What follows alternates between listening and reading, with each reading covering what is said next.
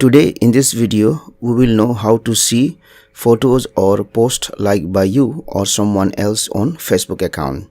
But before that, press the subscribe button and hit the bell icon to get the notification for the latest tips and tricks for free. So what you need to do is you need to open Facebook at first. Then here you can type, if you want to see photos liked by you, you will type photos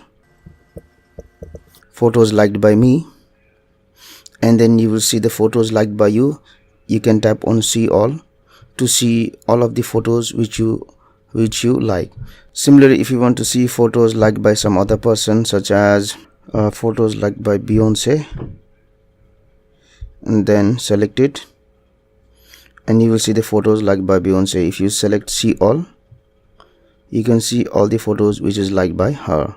Also, if you want, you can check post liked by any person. You can type post liked by me or someone else, and these are all the posts which are liked by me.